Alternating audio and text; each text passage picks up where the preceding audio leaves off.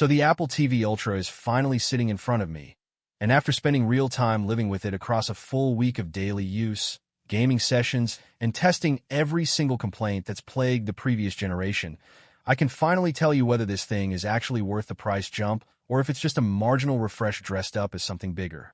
Let's start at the very beginning because the unboxing experience itself tells you a lot about where the priorities were this generation. The box is smaller than you'd expect, dense, and immediately signals a premium feel the moment you lift the lid. Inside, you get the device itself, the redesigned remote, a short charging cable for the remote, and paperwork. No HDMI cable in the box, which honestly stings a little more this time around given the price increase, but it's consistent with previous generations, so it's not exactly a shock. The device itself feels noticeably different in the hand compared to the outgoing model. Same general footprint, same matte black finish, but there's a density to it, a slight weight increase that actually makes it feel more premium rather than cheap. The port layout on the back is clean, HDMI, power, and on the higher storage model, the Ethernet port that remains locked to that tier. Nothing revolutionary in the physical design, and that's honestly fine because the story here was never supposed to be about the shell. It's about what's happening inside it. Setup was where I wanted to pay close attention, because first impressions matter, and this is the moment where a lot of streaming boxes stumble right out of the gate. Plugging it in, the initial pairing with the remote was instant. No fumbling, no repairing attempts.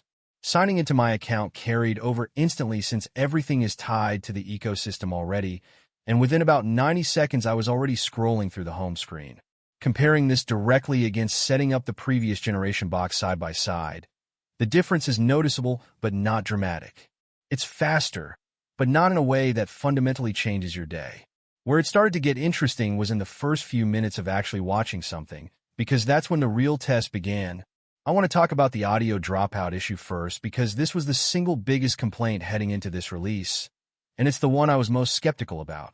If you've dealt with this before, you know the feeling.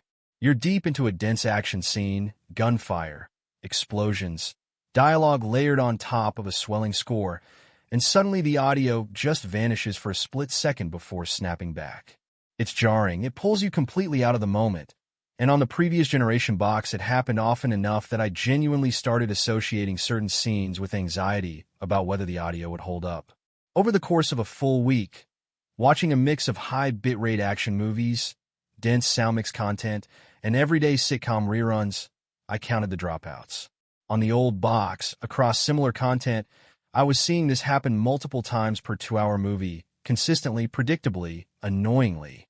On the Apple TV Ultra, across the same library of content, I did not experience a single full audio dropout. Not one.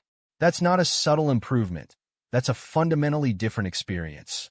The extra processing headroom from the new chip appears to genuinely solve the exact problem it was rumored to fix. And if you've been avoiding upgrading specifically because of this issue, this alone might be worth the price of admission for you. Now let's talk about the black screen flash, because this is where things get more nuanced.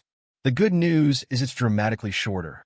What used to be a full 3-second void every time you started new content or switched between dynamic range formats is now closer to a quick blink, something you'd genuinely miss if you looked away from the screen for a second. The bad news is it hasn't disappeared entirely, and it's not going to, because this is tied to fundamental HDMI renegotiation standards that exist across every device, not something unique to this box. If you were hoping for a completely seamless transition with zero visual interruption, that's not what you're getting.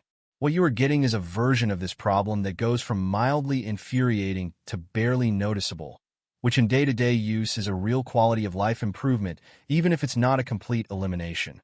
Audio to video sync was the next thing I stress tested, mostly because I wanted to confirm whether the marketing implications match reality.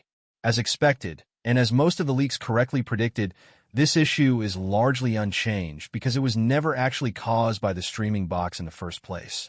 Running the same content on the same television I used with the previous generation box, the sync delay was virtually identical. This confirmed what a lot of people suspected, that the delay comes from your television's own image processing pipeline, not from whatever box is plugged into it. If you're dealing with audio that trails behind the picture, the fix is still going into your TV's own lip sync or audio delay settings, not upgrading your streaming box. No amount of extra processing power inside this device changes that equation, and I want to be upfront about that because I don't want anyone buying this specifically expecting that problem to disappear. Surround sound randomly downgrading to stereo was another major complaint I wanted to specifically recreate, because on the old box this happened often enough with my AV receiver setup that it became genuinely predictable, usually right in the middle of a movie, completely killing the immersion. Across a full week of testing with the same receiver,